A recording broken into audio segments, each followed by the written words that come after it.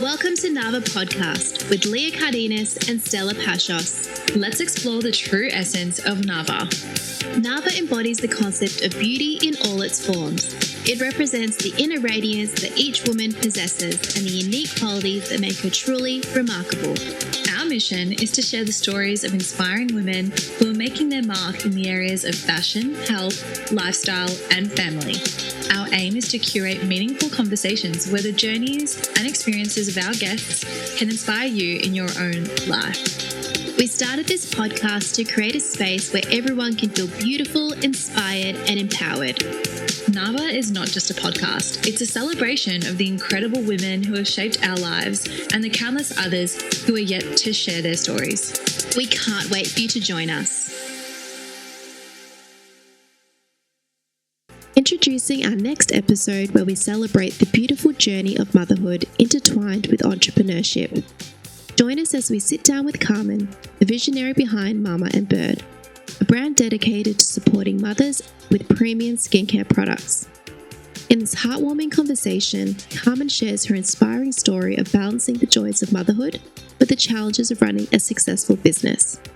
Get ready for an insightful exploration of the power of maternal instincts, the magic of entrepreneurship, and the importance of self-care. Hello, everyone, and welcome to Nava Podcast.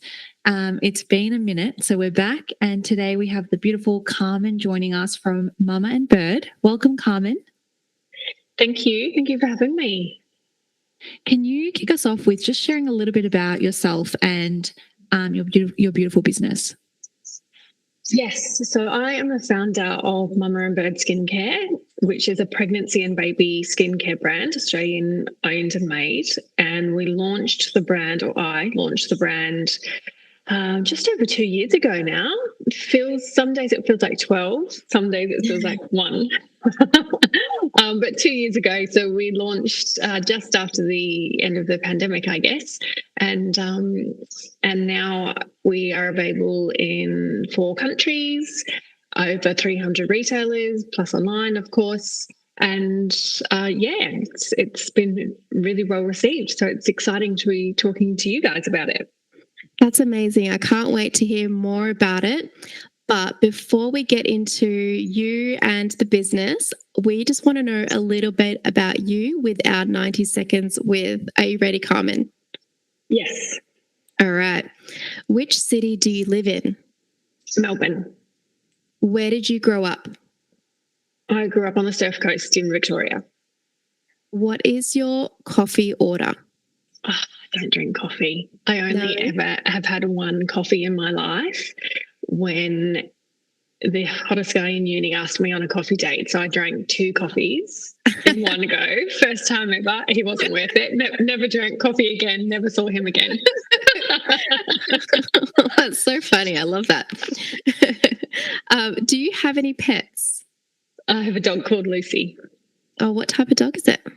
She is a French bulldog. If you were a flavour of ice cream, what would you be? I just have to say chocolate because that's the only ice cream flavour I ever eat. It's also the best ice cream flavour. So yeah. Do you have a fun childhood memory that always makes you smile? I've got one that always makes me laugh. Yeah. Which is my parents. I used to talk a lot when I was little, and my parents used to always threaten to leave me under the Barnheads Bridge. We lived down that way if I didn't stop talking. And then one day they did leave me there. Goodness. And they drove around the block thinking, oh, this will teach her a lesson. And when they got back, I wasn't there.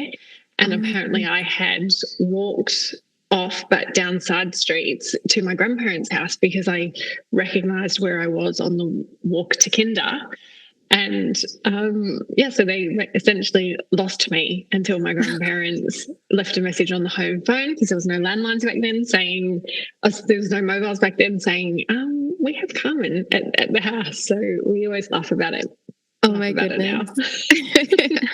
What is one word to describe yourself? Gosh, that's hard. Talkative. Introvert or extrovert? Extrovert, if I had to choose one.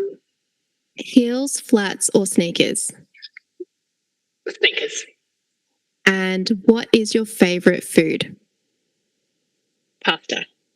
Yum. Beautiful. Thank you so much, Carmen, for those speed dating questions. It is. That's exactly what it's like. We say them. Pressured coffees, though, here. Yeah. We say them all the time. And I think if I was put on the spot, my mum would go blank. It's like one of those radio shows where you've got, 30 seconds to answer the question to win $15,000. And Yeah. What's a city beginning with M? You live in Melbourne and you blank. Yeah. Thank you for taking us on that little journey with you. Could you please take us back to the beginning of what inspired you to start Mama and Bird? I already had 2 children when I started Mama and Bird. I had the idea for a baby skincare range years ago when my oldest son was an infant and he had bad eczema. But then life got busy and the idea got put to the side. And then during the first lockdown in Melbourne, I previously had another business. I had a marketing consultancy agency and all of my clients were mandated in Victoria to close. So within a matter of 48 hours, I lost a business that I had grown over a 10-year period. Oh, my goodness. So I thought, well, and at the same time, I found out I was pregnant with my 3rd child. And I was in Melbourne lockdown. And as you know, in Melbourne, you could go to the supermarket or the Amcal chemist, or Woolworths was basically where I could walk to for 6 months of my life. Yeah. And I was pregnant and went looking online for products. It was my 3rd pregnancy. I was more aware of wanting pregnancy body skincare, and I just couldn't find anything that really aligned with what I was looking for. My background had been in the beauty industry, marketing in the beauty industry, and I just couldn't find something that I thought aesthetically was what I would normally buy in my everyday life, but then effectively the products were tailored for pregnancy. So for the first time, I had found myself in this position where I didn't have work on my plate because everyone was closed. So I thought, well, maybe this is the silver lining. I have time. I'm in Melbourne, 6-month lockdown, and I had literally nothing else to do except for homeschool a grade prep and 1-year-old. So I just took that opportunity to use that time to create something, and that's how it all began, really. So I just want to go back a moment. So you mentioned the hardships that you encountered during that lockdown period in your business. How do you find through all that challenging time, like where do you find the strength to be like, you know what, I'm gonna venture out into something new and unknown? I looked at it from the point of view of after 1 week of homeschooling, I thought, oh my gosh. And I think Melburnians knew we weren't getting out of it lightly with regards to how long we'd been in lockdown. But after 1 week of homeschooling, I thought, if I don't have something else to do every day, if I don't have something that I feel excited about and passionate about, I don't know how I'm going to get through this, because I was not born to be a primary school teacher. Let me tell you that fact. Yeah. And I've always loved business. I've always been very invested in my work, and to all of a sudden not have that with my marketing business, I was really at a loose end. And so it was really easy to get up and throw myself into it because I was excited about it. And I, like I said, I had the time, and my other options at that time were, teaching a 6-year-old to read every day. So, or doing, Italian for grade preps. That was not my vibe at the time. Mm-hmm. But look, I'm probably the other way around. I think I have to remind myself that life is not all work, and my balance is finding the balance, taking some work away. So to find the drive to do it was the easy bit. Yeah. I think there's been a huge value shift with the whole hustle culture, and now it's kind of turned into a different era that we're seeing where people want to have that balance in their life, and really just that value shift of like hustle culture isn't as cool, but just doing something that you love and enjoy really is the motivation and driver for a lot of women these days and business owners in general. And I think who you get to work with really impacts that. I mean, I guess I used to place way too much importance on my career. It probably even so after I had my first and second child, to be honest. And I think COVID did make people reevaluate what was important, because all of a sudden you were immersed in only in time with the people that you care about the most. So it really did make you reassess your health and your fitness and things that maybe have fallen to the wayside before. And then, secondary to that is, well, if I am passionate about the hustle, am I doing so in the right direction? And I think that was the shift for me. I'd come from the professional hair and beauty industry, which I loved, and I was very immersed in it, but I lost the passion for it, I guess, along the way. And then found a new group of really savvy business owners, mostly women, that I deal with now, that have just really created a new found respect for me for women in business. Yeah, absolutely. And even us doing this podcast, it's just unbelievable. There's so many stories out there of successful businesses, and especially, we interview women, and it's just really beautiful to see this shift as well in women being able to, and I know a lot of people hate this term, but balancing it all, or finding time for what they love to do, as well as be present for their families. I think that's the hardest bit, isn't it? It really is. I can't remember who it was. I was thinking about this the other day. I saw on Instagram, those little short snippets pop up of a motivational speaker talking. And one of them said, you can never achieve the ultimate greatness. And they're talking about, Apple or something like that, with balance. That those people that get to the highest stages, something's always dropped. A ball has always dropped, whether it's they got to the top and they ended up alone because their family said, I didn't sign up for this, or they didn't see their family, they didn't see their children. And I just think I think women especially are probably different in saying, that's not for me. I can achieve a certain level of success and also achieve what we perceive as success in our personal lives, having children that want to spend time with us, and healthy relationships and looking after yourself. And I think it's an eternal balancing act. Some days we get it right, some days we absolutely get it wrong, depending on what's on the plate. But I think you can find a happy medium. Yeah, absolutely. And I love that story. As someone that doesn't have kids and I'm sure for a lot of new mothers that are planning, like, where do you begin in the search for products that you feel comfortable putting on your belly or for your bub? I was having this conversation with someone recently, because obviously with all of the never-ending price increases, I mean, as consumers, we've seen so many price increases in the last 12 months, especially. You only need to go to the supermarkets to be feeling it.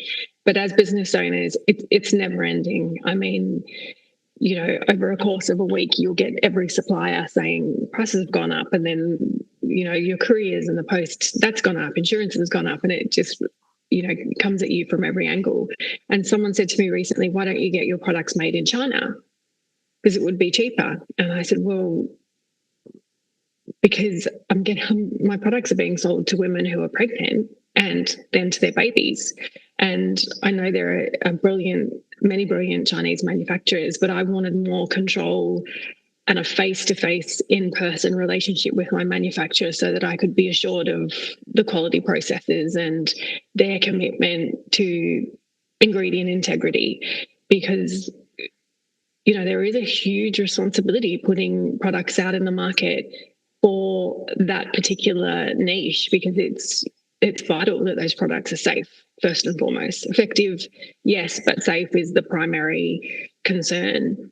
And I can't tell you how many hours I have spent researching ingredients and where was it originally derived from, and what are the safety protocols, because there's safety protocols of everything. Like lavender, for example, can only be all essential oils can only be used in certain percentages, whether it's for pregnancy, whether it's for baby. Some are safe, some are not for those markets, and it's a minefield of information. So you really have to have a manufacturer that's committed to the same level of ingredient and safety integrity as you are. Yeah, and especially dealing with products that are for women who are pregnant or for children. Yes. There's so many more rules and things that you have to be across. Yeah, and then the rules are different in all countries. You know, Europe have certain ingredients that are banned for use, like globally, and then across Europe, and then America, it's completely different. And then so you've really got to go, well, what is considered safe and legal here, and is that the same in all other countries? And then it puts a seed of doubt in your mind of, well, hang on a second, if that one ingredient is, you know, banned for use in, you know, pick a country, let's say Ireland, why is it banned there but not banned in the rest of the world? And that, you know, if it's banned somewhere, it's banned off my list as far as I'm concerned. Sometimes you start something and go, this is a great idea, and then you only know what you know at that time, and you go down this path of, there is so much information to learn when it comes to manufacturing your own products. So really I spent a good 6 months, compiled a list of Australian manufacturers, spoke to a lot of contacts I had in the professional hair and beauty industry that were already manufacturing their own products, and then I essentially I rang around and had meetings with each of them to see whom I thought would be the best fit. And the manufacturer we have now was not the original manufacturer I went with. Funnily enough, the manufacturer I have now couldn't fit me in at the time. So I went with someone else, which was a disaster. We never launched with them, thank God. But it was, oh my gosh, I look back now and think there was many tears had with that first manufacturer, but it's all part of the journey. Yeah, it's funny how sometimes different relationships or business opportunities don't always succeed, and then in the end it's for the best. But when you're in it all, it's really hard to navigate. Yeah, and when you're in it and your money's in it, that's even harder. But I look back now and I think that first manufacturer and everything that failed with them, from, you know, the formulas themselves through to their care they took with the packaging, and there was numerous things, but that was probably one of the most important lessons that I've had along the journey, because it really cemented what will I accept from a quality perspective and what won't I accept. And that, you know, and once you make that decision, then it's easy to, you know, cut that arm off, if you say, because it just doesn't meet the standards, essentially. That would have been so impactful in your journey. And I think obviously as you go along and as when you can look back, you would now say, okay, that was such a huge blessing. And everything that happens along the way is like there to teach you that. So this was like about quality control, and that was something that aligns with your brand values. You weren't going to compromise on that. So I think that's really... I would be closed already if I still had... I wouldn't have had the success we've had if I still had that first manufacturer, that's for sure. So did you invest in that stock with that manufacturer and then have to be like, okay, I'm just going to have to call it at this stage and cop the loss? No, I never launched. I never went to market with their product. So I invested in the formulas. So there's a fee to create formulas. And then there was an initial small run round that we invested in. And yeah, the product just got binned, essentially. So it was hundreds of units. Thankfully, not the scale that we ended up launching with. But but it was thousands of dollars, and 9 months wasted. Well, not wasted. There was lessons, but yeah, at the time, gosh, it felt wasted. Oh, so that would have been so painful. And I think that would be one of the challenges with coming up with a product from scratch. You have to go through those trials and tribulations, and it would be it's a big investment of time and energy. Yeah, and not, you learn, which we all have experienced in life. Some people are really good at the sell, and then the delivery, not so much. And that's, I think I got sold down the river on that one. But,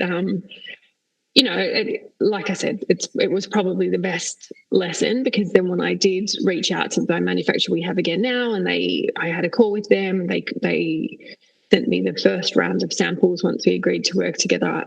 Those first round of samples, I thought, oh my gosh, this is it. This is the vision that I had, the quality level. And it was funny, the owner, we had a call, and she has her own children, and she just got it. Like she said, I remember clearly, she said to me, for some women buying these belly products, it may be the only thing they treat themselves to for their whole pregnancy. And if that's the case, it needs to feel special for them.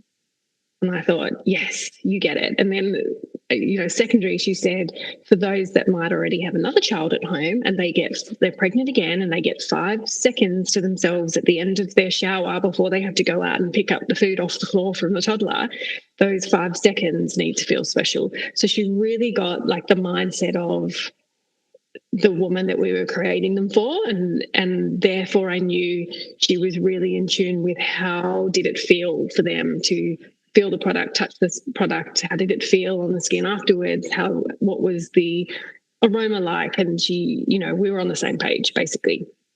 That's beautiful. I love that you created a story or a journey in using the product and really thought about who it is that's using it. It's almost like a ritual. It's beautiful. Yeah, and I think that, the reality is pregnancy is not always easy. And, I know that sometimes I feel that I'm guilty of that on our Instagram of portraying this beautiful story of pregnancy. And it's just not always the case. It's many women don't feel great during pregnancy. They might have complications. They're anxious. They're sick for the whole 9 months. They don't feel great in their skin. So it's not always easy. And what I wanted to create was something that a woman might buy for herself, and when it arrives, she for a moment felt good about herself. That's all I wanted, is something that they can open and use, and for a brief moment, that pregnancy, if she's having a hard time, felt positive. We'll be back after a short break.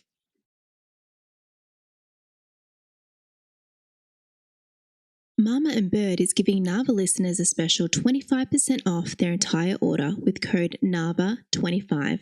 That's NAVA25. Offer expires 30th of June 2024. Now let's get back to the conversation. Just circling back to the ingredients, because I love how you were very thorough in what's going into your product, where it's coming from, and who it is going to. And at the beginning, you did mention your desire to start this company because your children have eczema. I would love to know a little bit more about the ingredients that are really good when it comes to skin conditions, and how you, formulated your formula. So I guess they're two separate markets. So we've got the pregnancy products, and we have the belly butter and the belly oil, and then the mama balm is for breastfeeding. And when we did those products, we had a focus group of 30 mums that were working with me. Sorry, I just lost my AirPod. And so we had, because I knew what I was looking for, but it was important that I spoke to a wider audience than myself. So with the belly oil and the belly butter, they're obviously very different textures. Some people like oil, some people don't. Some people and then vice versa. Some people like a moisturizer, some don't. So that's why we had two, so that there's a different offering. And then the belly oil, for example, the ingredients were chosen for their ability to help with skin hydration, elasticity, and then fading of stress marks if that's something that someone's experiencing. So they were definitely chosen for their effectiveness in that space. And then the aroma of the belly oil is barely there. And we did that on purpose because so many women have aversions to smells when they're pregnant. I could smell the bin from the kitchen as soon as I was pulled in the driveway. So anything with a strong aroma, I was like, get it away from me, including my husband. So we just wanted something for those women that, you know, they could still use. The aroma is just there, but could pass as being aroma free. And then the belly butter, again, we have some really interesting ingredients in that I had never heard of in my life that again are all focused on helping with the production of collagen, elasticity and hydration, to help with maintain the skin elasticity as it stretches, keep the skin soft and supple, but also help with that itching that we all get at the end of the pregnancy when the skin is just so stretched. So, the ingredients that were chosen were really tailored for that time in your life, and they can be used postpartum as well. Then the Mama Balm, it's really funny when I look at all of the products, because the Mama Balm, that was probably the most emotive product to create, because anyone who has experienced cracked nipples during breastfeeding will never in their life forget that pain. I think I've forgotten the pain of childbirth, but breastfeeding, never in my life. I'll never forget it. It's like ingrained in my soul. And with my first son, I used lanolin, and I again will never forget that sheep smell, and it would stick to my clothes, it would stick to the breast pad, and then I'd have to peel the breast pad that was glued to my cracked nipple off, and it was agonizing. And then when we were creating the Mama Balm, the texture was well, obviously it needed to be effective, but the texture on the skin was that was the product that we went through the most sample rounds, because we made 5 different options, 5 different textures, which is tacky, which is not, which is sticking to the breast pads, which is, and then we got to this really soft formula. Is it too soft? Is it soft enough? And there was just a lot of back and forth on that one, because it just needed, I said to my manufacturer, I need it to feel like velvet on the skin. She said, I get it. So I think in the end she was ready to divorce me, but we got there in the end, and the feedback on that one is always positive. So that's been great. But then with the baby products, there are 2 products that we've started with a wash and lotion in that category, and my children, 2 of my 3 children have eczema, one quite severely, one mildly. And throughout their childhood, they've always been very sensitive to products. So when we formulated the baby wash and lotion, it was initially tested on my 7-year-old, because as a 7-year-old, he's the one with the severe eczema. Yep. He could verbalize to me how it felt to apply. Did it sting his skin? Did it make his skin itchy? I could see physically how he reacted, but I needed him to be able to tell me what it felt like when he used it.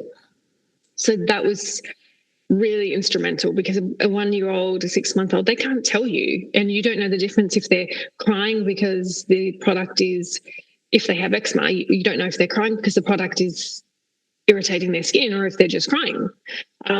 Whereas my 7-year-old could verbalize that to me, and thankfully he said, this doesn't sting, Mum. This is great. So that was good.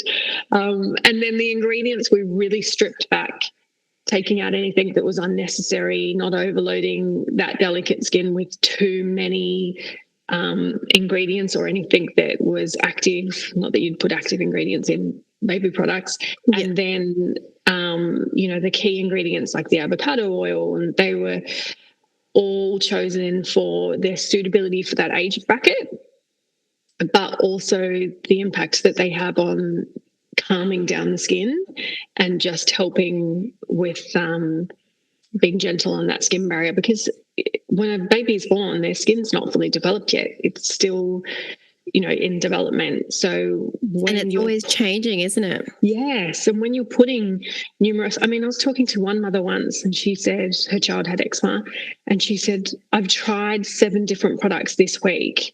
And I said to her, I'll give you a hot tip. Stop trying so many different products, because, if you're trying something on Monday, Tuesday, it's so many different formulas on skin that's already irritated. You would be better to try to stick with one and then just bathe them every second day than, trying 7 different products in a row. Because that's just overstimulating the already sensitive skin. So, so the ingredients for the baby range was very specifically mild, gentle, calming ingredients. I was with family yesterday, and one of the little ones had come up to me to say hello, and I couldn't help but be like, do you have eczema in your eyes? And she's like, yes. And she got upset and ran away. I feel like it's something so many parents would be facing with their children. Like, why does my child have eczema? Where does this come from? And I've seen that, trial and tribulation again with different products, anything to put on to soothe the, child's itchiness, and then often to the point of bleeding. And even as an adult, I sometimes experience eczema. Beyond the ingredients, what do you think, what causes it to flare up like that? I've had this discussion with so many people at length, and my manufacturer and I are actually working on 2 products at the moment. I myself get dermatitis on my face in particular, face, scalp, my face area. It's mostly my eyes, but can spread to my entire face. Had it for years. And I met with my manufacturer, and she said, look, I said, I need to fix this. I'd had this huge outbreak. I sent her a picture. I'll send you the photo. I'll send you the photo. You can post it if you want. It is pre-warned. I had a parent-teacher interview that week, and my husband said, you need to call them to pre-warn them about your face, because they're going to call like child services on us or something, because you look like I've beaten you. I look like I had 2 black eyes. It was so bad. And I had a reaction. I do have a point. I had a reaction to 2 Arnott's Kingston biscuits. I ate 2 Arnott's Kingston biscuits, and my face exploded like I had never experienced. It felt like it was on fire. And I sent it to my manufacturer saying, what do you have that can help me with this? And she was like, wow, that's bad. And so I've been working with her on a barrier repair cream, which I now use. My skin's the best it's ever been, but I now use it on my son who has eczema as well, because over the years, he's now 9, his skin on the inside of his elbows and legs, it's quite olive, but the skin on the inside of his elbows and legs is white. And that was just from years of steroids and, creams that were too strong for him, had discolored. He'd lost the pigment on those areas where he continually gets eczema. And I got to the stage where I thought, this is it. I have to completely stop any steroid creams with him and find the cause. So for our family, and it's not the same for everyone, but for our family, it's all food related, absolutely 100% down the line food related. So for me, it's processed refined sugars, anything very like oily with trans fats. Let's say if I had a week where I had pizza one night and fish and chips another night, and I'll start to feel the itch. My son's the same. He's dairy, sugar, highly processed foods, ice creams. Easter, for example, we've just had Easter, and I've looked at his arms and legs today, and I said, okay, time to strip back the diet, to really healthy food again, because you've got eczema back on your arms and legs. So I think, my personal opinion is that I think foods and the manner in which we can so conveniently eat now dramatically impacts people's skin. Interesting trend happening with eczema in China at the moment, where historically China had extremely low cases of eczema until they've, in the cities, have started adopting a more Western, convenient packaged food diet, and eczema is soaring there now. And it's so hard, I think, tying it back into being a working mum, even though we hate those terms, of balancing all the different hats that we wear, and then also thinking about making beautiful, nutritious food from scratch all the time. It's just, it's a bit of a give and take. I wish that I would make everything from scratch for my 2-year-old and be beautifully 100% organic, but sometimes it's not the case. But at least now, I guess, the triggers. Yes. And I love what you said. Okay, we've had Easter, we've had the fun of chocolate and all that, but now it's time to pare it back again. So at least know. Exactly. There's no jam this week on your toast, mate. It's just he doesn't have a problem with Vegemite, so it's Vegemite this week, and there's no snacks from the milk bar, have some fruit. So it's not, he definitely can, he doesn't have to avoid all packaged things. If he goes and eats Doritos and a packet of Maltesers, then we'll start to see some problems with him. I mean, Fanta, he can't drink Fanta without his mouth ending up with eczema all around it. So there's certain really high processed foods that will throw him off the deep end. Muesli bars, I know it sounds so random, but muesli bars were one of the biggest triggers for him. And I can tell you, posted about it once on Instagram, and I got a million messages saying, try this muesli bar. I have. It will be easier for me to just put a list going, here are the 725 muesli bars, including organic, including, the macro brands. We've tried every single muesli bar for their lunch boxes. And in the end, I said to him, we have to stop. You just can't have a muesli bar.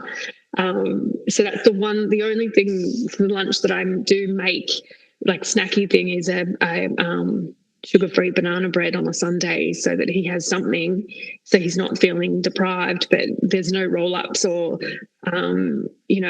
chips or anything like that in his lunchbox. And I think thankfully he's that little bit older that he can say to himself, that doesn't make me feel good, because we've managed to progress him from waking up in the morning with a bed covered in blood because he'd scratched himself so much. Yeah, and he had little scars all over his back from when he was a toddler, when they're too little to be able to understand what they're doing.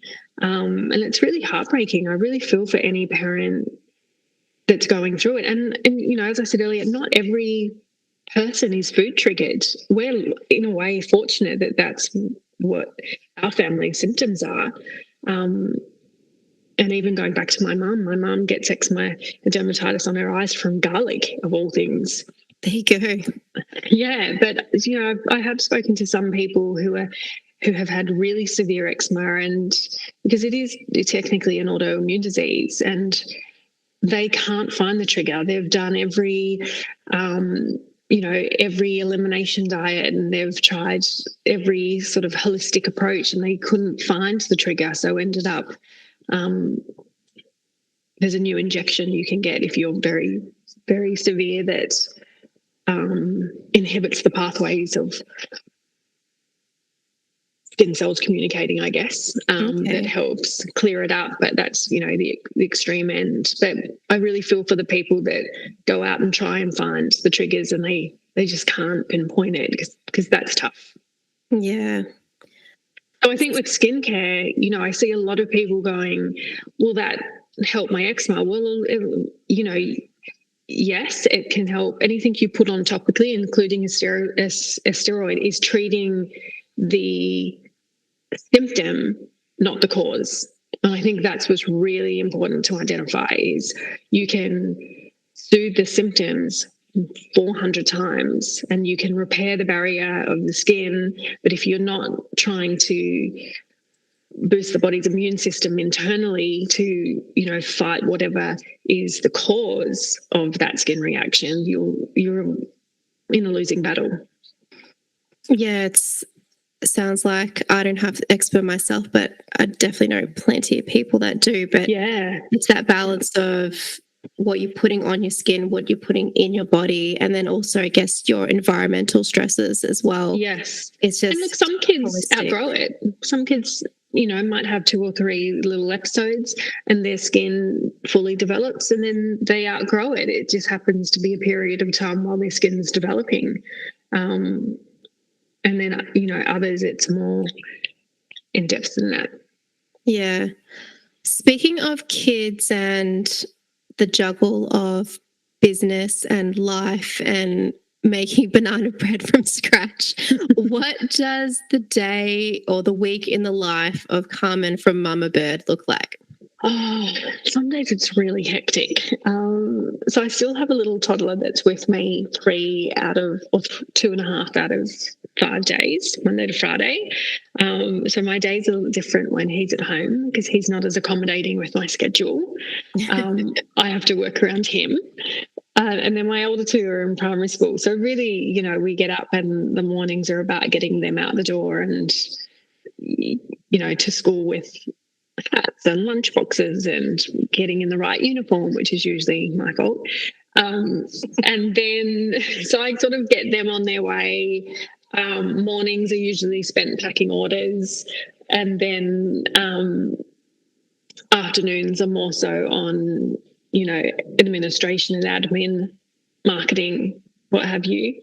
And then I try and keep the days that Kelly, he's my 3-year-old, I try and keep the days that he's home focused on him. He's my last child, so I try not to rush that process. I'll never get to, you know, do it again. Have a little one at home, and he's in 3-year-old kinder now, so he's off there 2 days a week and has a babysitter another morning.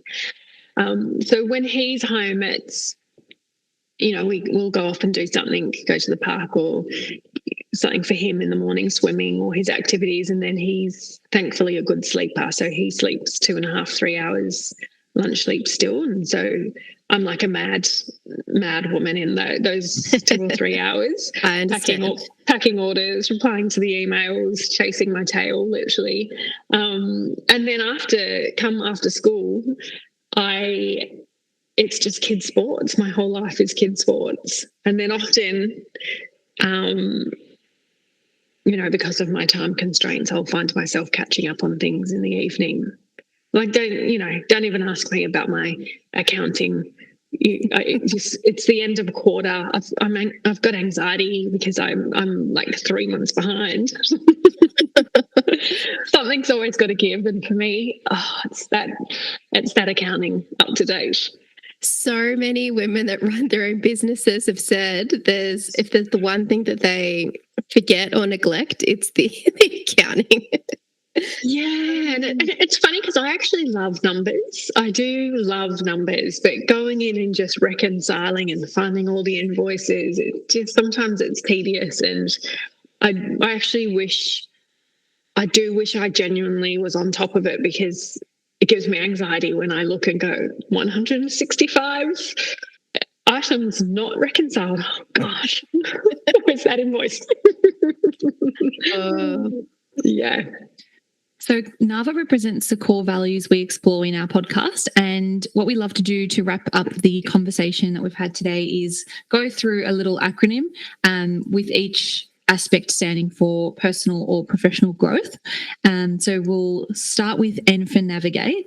I would love to know, for aspiring entrepreneurs, where would someone start in terms of product formulation or having a concept or an idea and bringing that to a live product? Okay. So first, I think, well, you just need to do, if you're looking for a manufacturer, let's say in Australia, there's the components of depending on what you're looking for. So if you're doing skincare, for example, then you, one, need to find a manufacturer. Two, you need to find your packaging, and often packaging is offshore.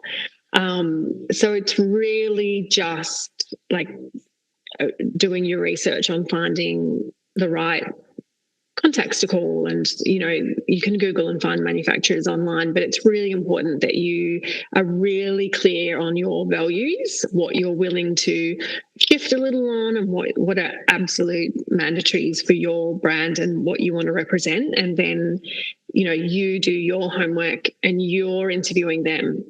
Whilst you want to ensure that they've got the skill set behind them, you're interviewing them because you're the customer, you're the one paying the money.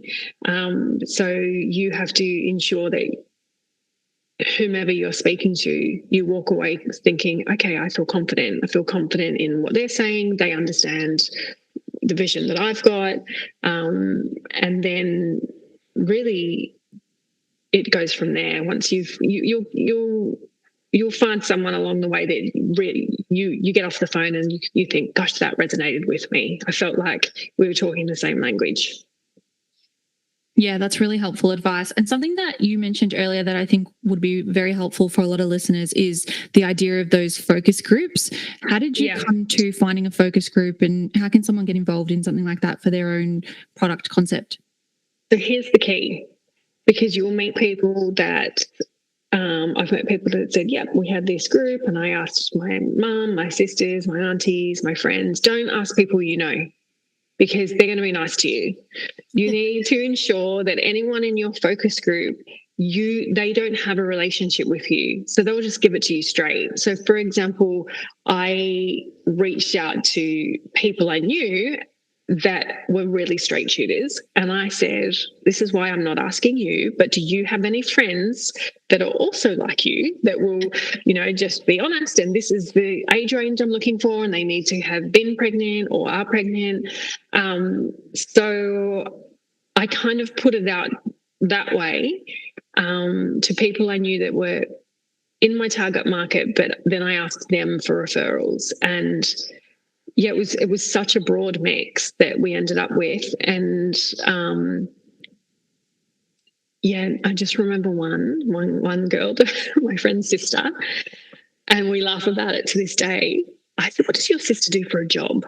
After she had filled in her feedback on one of the products. She goes, what do you think she does? I said, something very technical, because she was detailed. She said she's a scientist. I said, that makes sense. So this girl's feedback was so unbelievably detailed that I just thought, wow, this is a whole different level. But it was great, and she was brutally honest. And so that's my feedback, is ensure that your target market, your research group, don't know you personally, so that they'll be honest, no strings attached. They're not worried about hurting your feelings, because they're never going to see you again. They've never seen you in the first place, if you know what I mean. That would be my advice. There are agencies you can go to that you can engage for such services, but I think if you were just starting out and budgeting was something you were mindful of, then you can definitely use your own network to create that little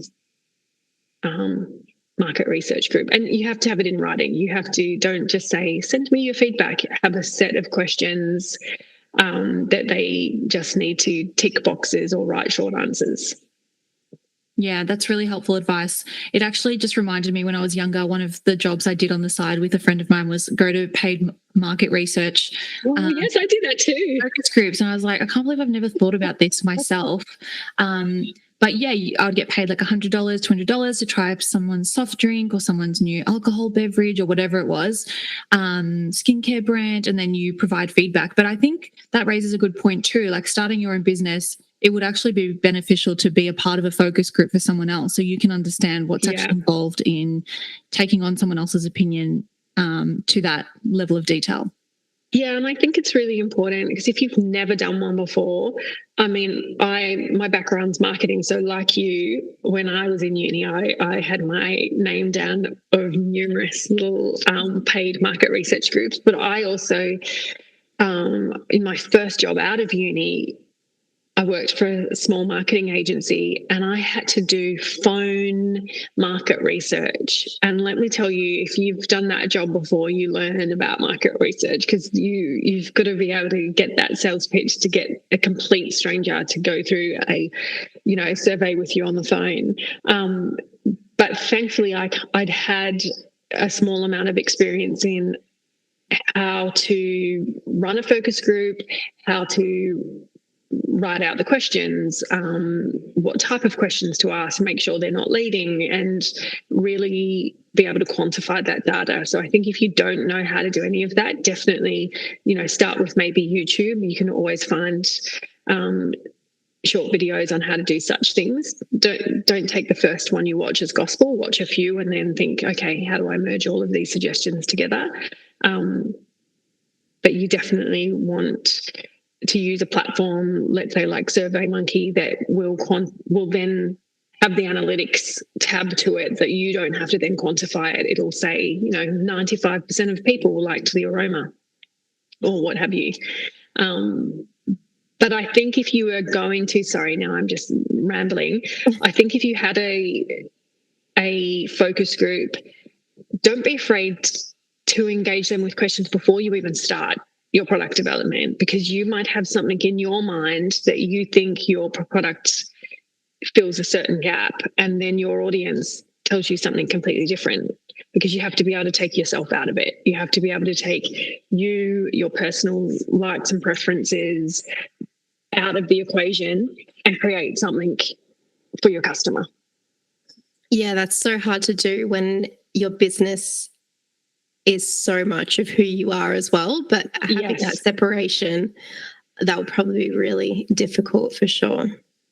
And I think in time you do separate yourself from it emotionally. I think I was probably extremely invested in the first 3 products we created emotionally. So that if somebody said, "Oh, I don't love that," I would be like, "What do you mean? Oh my God." And I'd be up at night thinking about that one person that didn't like, out of the 2,000 units that we sold in the first year, I think I had one person that emailed and said she hadn't liked, I think it was the belly oil. And I had sleepless nights about it. Whereas over time you think, well, I can't please everyone. I just can't. So,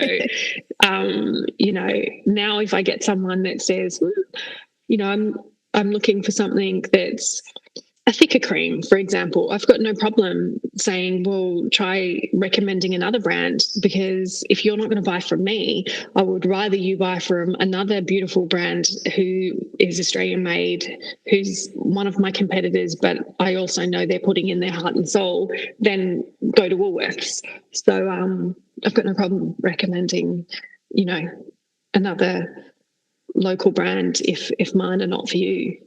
Yeah, you can't be everything to everyone. No, you want to pick your target market and what your brand is and stick to it. Yeah. Yeah. A is for aspire. Are there any particular role models or sources of inspiration that have helped you get to where you are today, or I guess keep you grounded on your path and your journey? I would say most of my business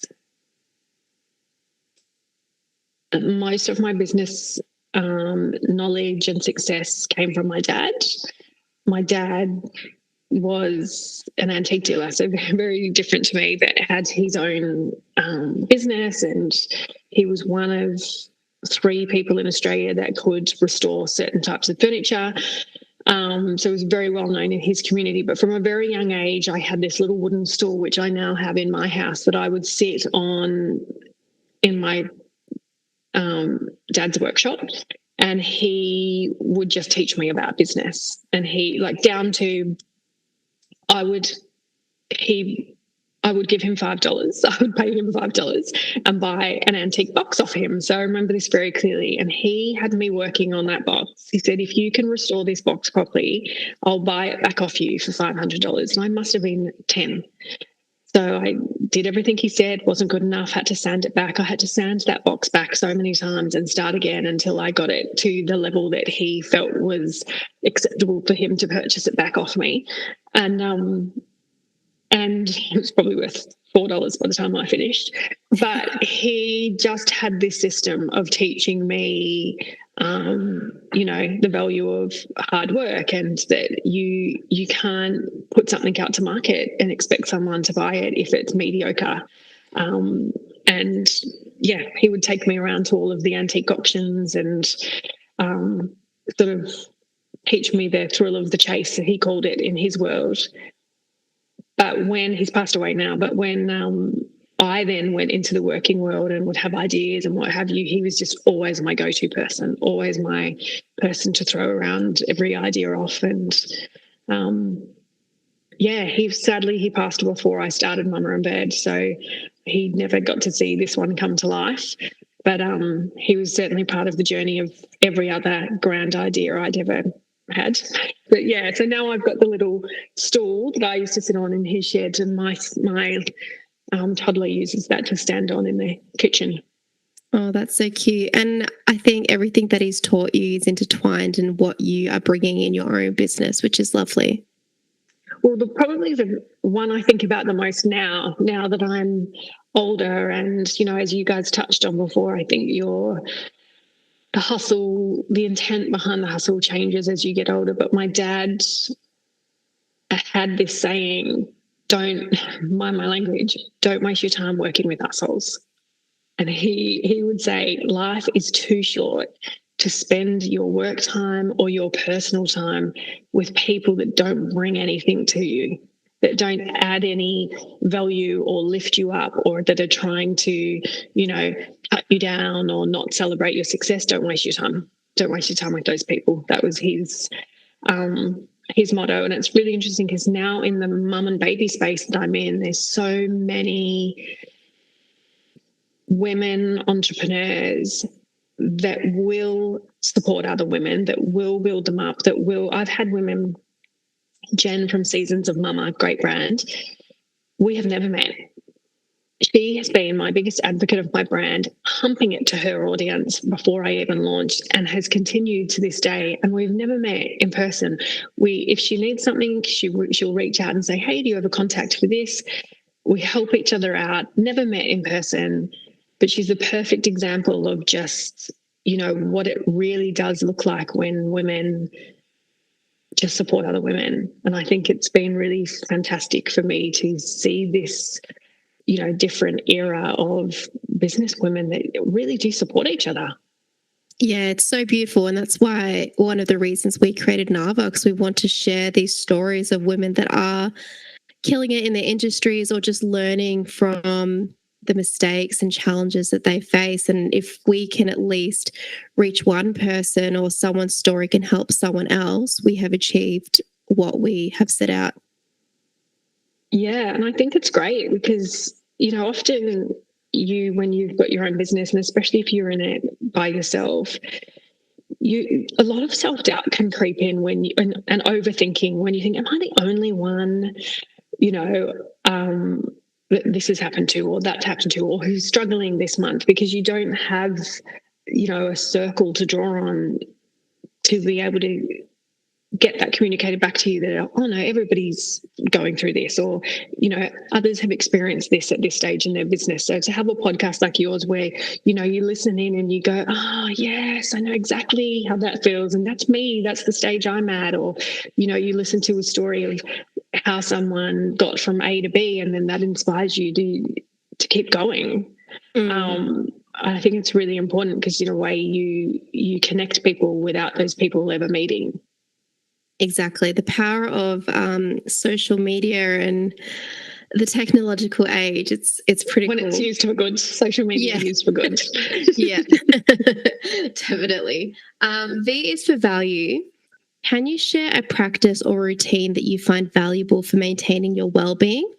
ever evolving work in progress, this one. But this year I've started Reformer Pilates. Oh, me too. Oh my God, I love it. We should have started with this. We could have talked about it for an hour. I just love it. And what I've finally, at the point I've finally gotten to is being in that class.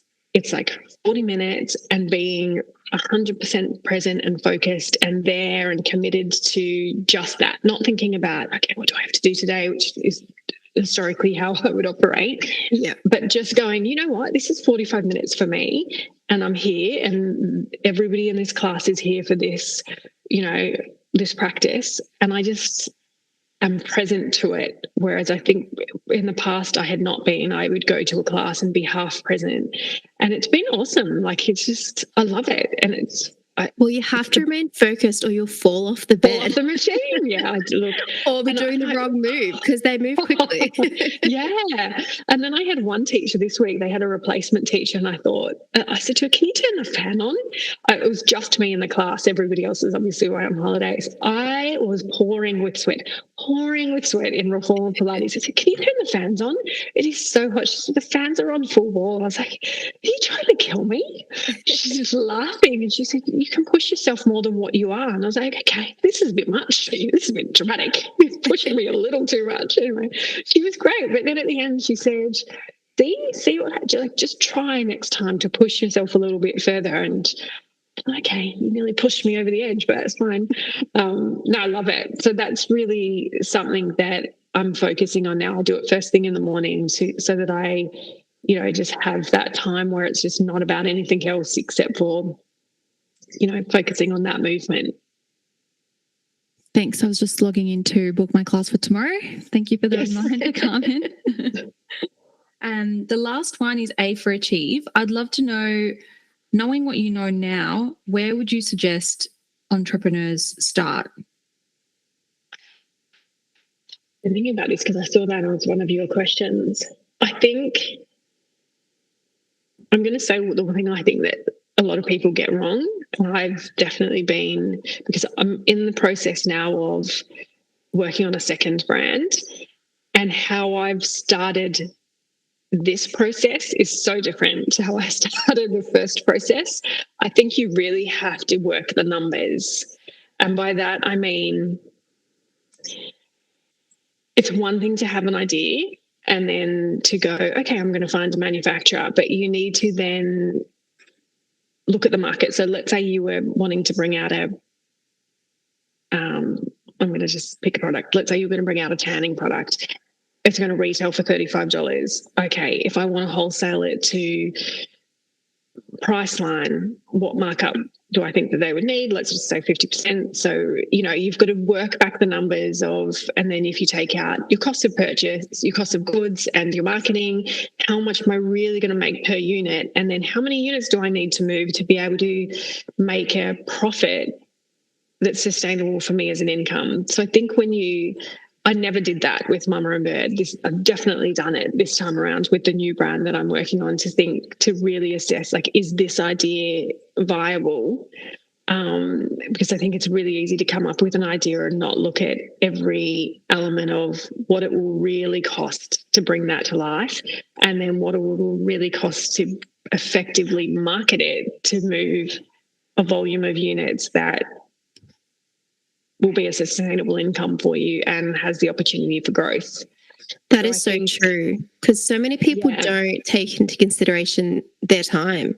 And at the end of the day, what is the number for your time? You do have to consider that. Obviously, at first, you can't. Like, at first, you're putting so many more hours in. But I like what you said about it being sustainable. I think that's the key word there. Yeah, and I think, especially for women, a lot of people will be on maternity leave and they'll think, I just want to, start a business so that I don't have to go back to whatever their job was. And it's often a much longer game than that, unless you have a product that happens just to go viral, or you already have a really high social media following, for example, so you've got a captive audience and you go into whatever space that that audience happens to be interested in, but that's not the reality for most people. Most people are starting from scratch. So I think you have to be realistic of how long it really takes to bring something to life to make it successfully profitable. And then just really, I mean, it's as simple as making a spreadsheet and mapping out every single cost that you can foresee that's going to be associated with that brand. And I mean, look, in the skincare space, for example, it's never ending. There's insurance for, product liability insurance, there's transit insurance. And because if you're moving stock from wherever your manufacturer is, if that's in a different state to you, or even if it's in the same state but has to travel across the city, if you're moving in $10,000 of stock, you want insurance on that whilst it's in transit with somebody else. So there's all of the little things you don't think about at the beginning, but that takes away from your profit. So I think it's just really valuable to do the homework on what are the real costs look like, and therefore, is this going to be viable for me? Can I make this work with these numbers? And then if you're juggling around, the joy of that, being able to do that means that if you're juggling around two different ideas that you might have, once you've run the numbers, one might come up significantly stronger than the other. And that might have been your second choice because you were much more passionate about number one. But, if you're in the business also to make money, passion's half the job. Yep. Yeah, I think numbers are really important. And if you're, I'll hear people say, I'm just not a numbers person, but you have to be, because it's your money that you're spending. So unless you don't care about that money, you've got to be across the numbers. I feel like you're speaking directly to me. So it's like every second day I'm like to Leah, what about this idea? And what about this idea? And the idea is not enough. And I think when we have a platform like this, or anyone's discussing business, I think it's important to remind, anyone starting out that this is a huge investment. It doesn't always have to be financially, but the idea is not enough. And if you're not willing to put in the work to research everything that's involved, then in time, the lessons will be larger and they'll get you to where you need to be. But yeah, I think it's important to reiterate the idea is not enough.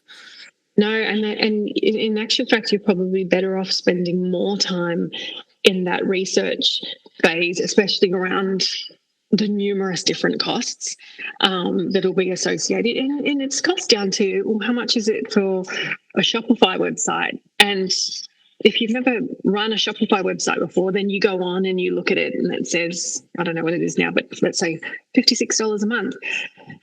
Okay, but then every app you want to add, they're going to charge you for that as well. So it's never $56 a month. It goes up from there.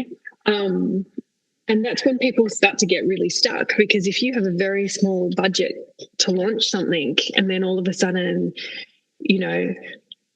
everything costs money, including shipping and what have you, the box that you're going to ship it in, for example, you have to spend time looking at all of the different suppliers that you can buy a cardboard box from in Australia to get the best price.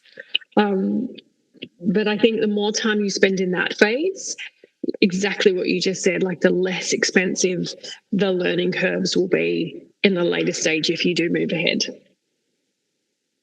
I love that. Very, very powerful advice. Carmen, thank you so much for coming on and sharing a little bit about your story with us. It's been an absolute pleasure. And yeah, we would love to, if you could share with the listeners where they could find Mama and Bird.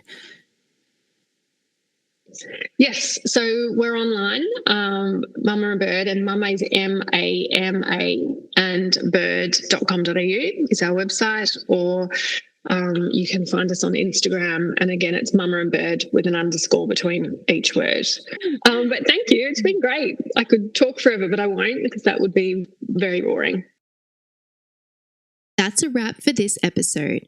If you enjoyed this conversation, please subscribe, rate, and leave a review. And remember, you can always find more episodes and updates on our website and social media page.